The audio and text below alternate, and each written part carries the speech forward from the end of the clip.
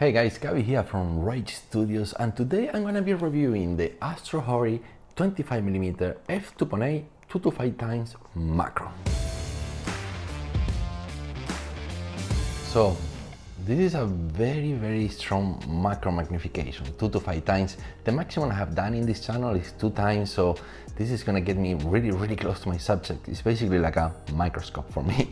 So first, let's do a quick unboxing and see what we got here. So AstrHori unboxing experience is one of the best ones ever. The boxes are really nice. Look at the cut in diagonal they do in this box. Let me get that out, and we can reveal the lens. They put a lot of padding protections here. Make sure the lens is well protected during transportation. We have a silica gel to protect it from moisture, precautions, instruction manual, certification for guarantee, and the lens itself. So let me get that out of this plastic bag that they put for avoiding moist and dust. And here is the lens itself, and it's looking a little bit strange comparing to some other more traditional lenses. And we do have a metal cap that goes in just by pressure. We have a real plastic cap, and the mount is metal, and so is the lens. So the entire lens is made of metal. We can see how deep it is here for the lens. You can even see the glass in there. And here the front element is absolutely tiny. I mean, most of the scene is not even lens here. It's just a little pinhole lens in the front. There are no filter threads because, well, it's a macro. You're actually gonna want to have the most amount of light possible. And here we have the aperture ring right in the front with clicks. So it goes from f16 all the way to f2.8. And then we have here the focusing ring, and you can see how much this extends. So it extends quite a lot. Let me show you that again. So let's make it smaller. Bigger again. Let me see what happened to the real element. So it goes way deeper now. Okay, definitely a very interesting construction lens. I'm gonna mount this on my Canon R6 Mark II, so you get an idea of how this looks like and a good size reference. This is with the lens focus, I think at 2 magnification, and this is at 5. So this is how it looks in the R6 Mark II. Definitely a very different lens from all the other lenses that I normally review in this channel. It is quite unique, and I did actually review not too long ago a macro lens, but it was a 2x macro. I also used to own the original Canon 105mm f2.8 macro lens, and that is a very useful lens because you can also use it to shoot some portrait photography. It's not just a macro lens, you can use it for something else. The autofocus system was really slow, very painful, basically unusable, but still have autofocus. And this lens in particular is fully manual. You cannot use it to take something like portrait photography, or I don't know, it's only macro. You have to be very close to your subject to be able to even get a proper image. So that's something that it is, you know, more dedicated towards people who need to do macro photography. And those kind of people, I assume, is going to be people who tends to shoot a lot of jewelry and details of textures for different materials, and that's kind of like what I'm going to be focused a little bit more on this video.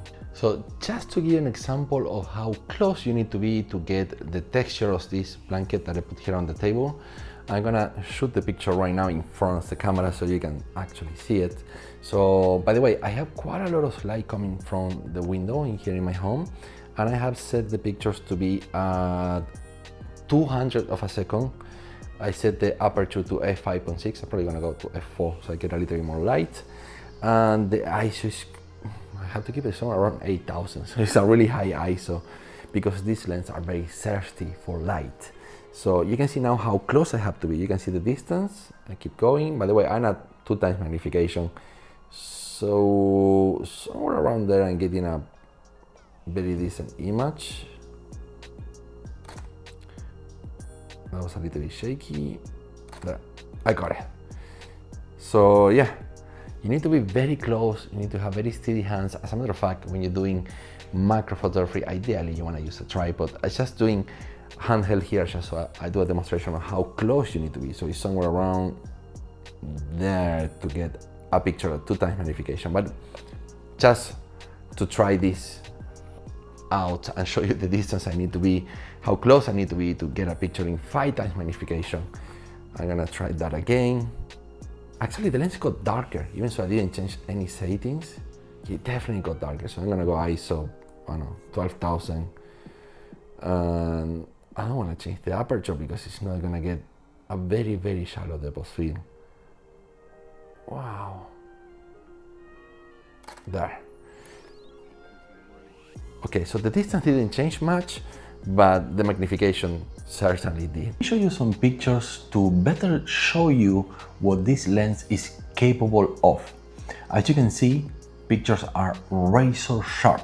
I only have to stop it to f4 to get that image quality, and in some case scenarios I will stop it to f8, and that's not because the lens is not sharp enough at f4, but that's because there is a very shallow depth of field, and when you're doing macro photography, that sometimes could be very important.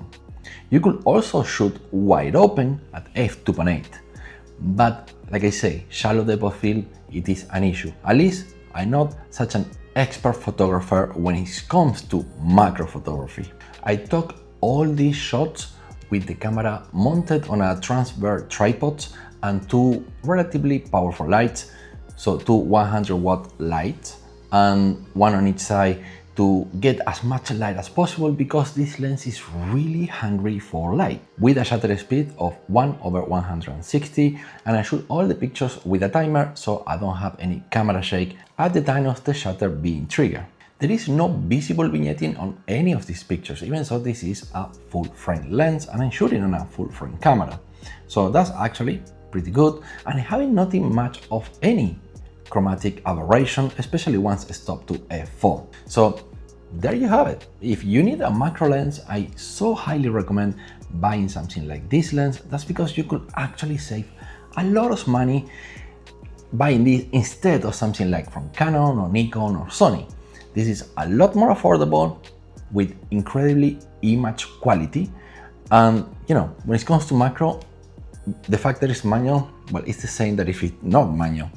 And they have very good build quality since it's all out of metal. So I put a link in the description down below. If you can buy out of my link, I would very much appreciate it. And if somehow you enjoyed this video and you find it informational, make sure to give it a thumbs up, subscribe to the channel if you haven't yet, and I'll catch you up on the next one. Adios amigos.